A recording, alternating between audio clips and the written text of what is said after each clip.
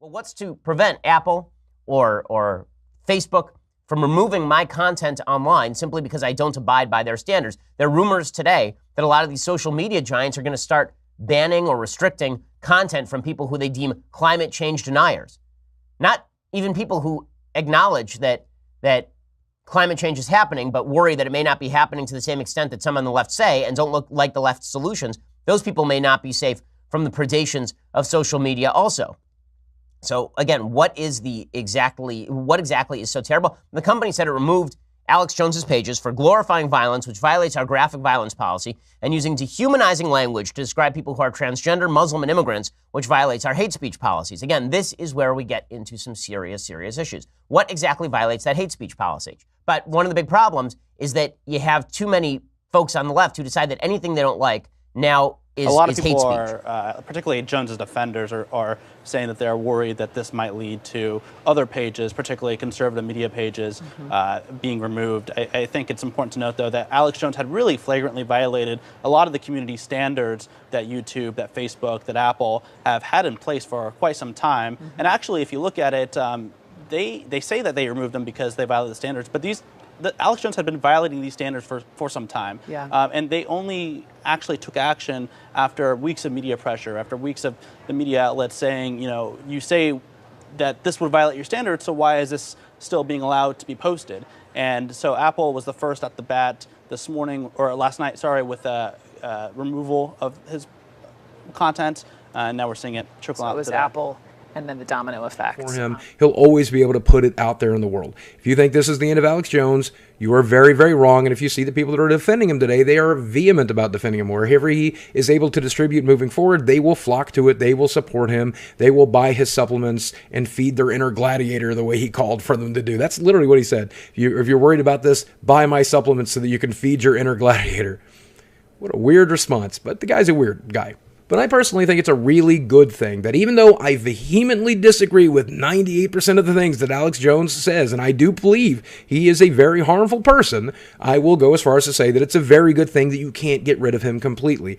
That's the point of the internet. That's the point of a free and open internet. That's the point of net neutrality. If we got rid of net neutrality, then it's the ISPs who could choose to ban him next. Comcast could refuse to serve his videos or his website to you at all. AT&T, Verizon, and so on and so forth. Fortunately, they probably won't do that right now because they're still up in the air about net neutrality, so they're probably not going to shut them down just yet. Disservice to it. However, I think Infowars is the canary in the coal mine. And as much as, again, I can say it a million times, I'm not really a fan of it. I don't like what Infowars does. I don't like what Alex Jones does.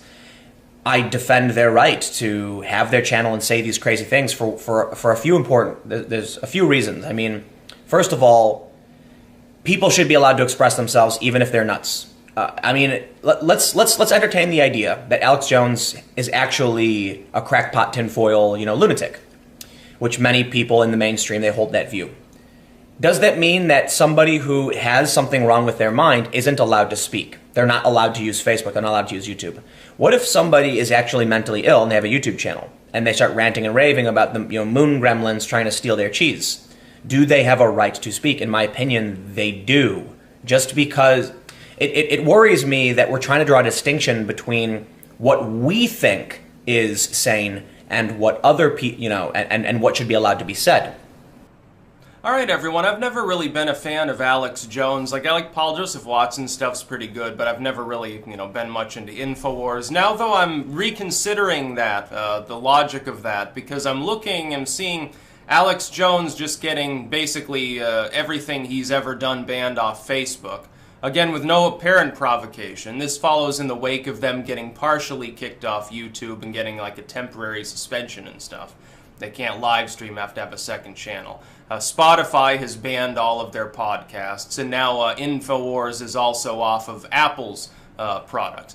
Which basically means that for Normie America, Infowars doesn't exist. Now, the logic and reason behind this decision, which is obviously these corporations got together to do this because of pitchfork-waving mobs. Based on, well, he's like a vast conspiracy theorist, he's hateful. No, he's not. Can you show me anything on these shows that you've banned that actually rises? Is it criminal? It's not illegal, what he's saying. As far as I know, he doesn't sit there using slurs. In fact, for the most part, he keeps the swearing to a PG-13 level. I'm looking at these. There's like Sarah Jiang can be there and literally like ramble about racial things all day. She's never going to get kicked off any platform. Everyone can talk to her. No boycotting of advertisers. Alex Jones like says, "Oh, reptiles from space are going to get your mind" or something, and everyone flips out. Alex Jones has been there since day one. It's like back in the Zeitgeist era, people are watching Infowars, dude. Vague reasons. They say harassment, glorifying violence, dehumanizing language. But they almost never point to specific videos or specific posts. Now, most likely part of their specific reasoning here is when you point to specifics, you create definitive lines in the sand, and so if you have a bad actor that's trying to abuse your system, they kind of know where to take it to the line and still get across what they want to get across. But at the same time, it would be nice to know what the rules are so you know if you are breaking them or not. And so when you say something like hate speech towards Muslims or transgender people, what specifically did they say, and what do you deem as a company hate speech? Are you talking about slurs? Are you talking about people that have the opinion that a transgender person, that there's something mentally wrong with them? As a company, are you seeing that as an opinion, or are you seeing that as hate speech? Do you consider it hate speech if someone calls, let's say, a trans man a woman, right? They misgender, maybe it's on purpose, maybe it's on accident. And so the thing is, when these companies do not cite these specifics and they just read policy, it feels like they are setting up a system that can be easily abused. And while obviously we're talking about Alex Jones and Infowars, which is an outlier, an extreme organization, comparatively, once again, my opinion, I feel it's understandable why there is fear and concern. Now understand when I say that I'm not equating all conservative outlets to Infowars, but many conservative outlets do feel like they are being suppressed by a lot of these companies. And so it's that last Facebook, Spotify and YouTube all completely banned Infowars within 12 hours of each other, clearly suggesting big tech collusion and proving their terms of service are all bullshit. This is political censorship. This is the purge. Facebook cited language used to describe Muslims, transgenders, and immigrants. They provided zero specific examples as to what we said that was verboten, and neither did Apple, Spotify, or YouTube. But they're private companies, they can ban who they like. No, Facebook, Twitter, and Google have monopolized free speech online. They're a monopoly. They're also working directly with institutions of media. CNN whines all day about Trump threatening press freedoms, while simultaneously lobbying to have its competitors shut down by big tech. America's free press supports censorship. Big tech is colluding with leftist lawmakers on Capitol Hill. So if you, yesterday, were looking for Alex Jones, you may have found him. Today, you're not going to find him. I mean, a celebration in some regard for, common decency. However, a very sad day for freedom of speech. Now, iTunes and Facebook, they're private corporations. They can do whatever they want. They can make it up as they go if they want. I don't like it, but they're a private corporation. So if they decide that's what they want to do, well, they're a private corporation, and we don't have anything to say about it unless we make them into a utility, which is really bad. Because once we make them into utility, well, good heavens. Now you've got the federal government deciding who's good, who's bad. They're a bunch of Christian murderers scum. They're on giant death factories keeping babies alive and selling their body parts. What more do you need to know about these people? I go out and face these scum. They literally crawl out from under rocks.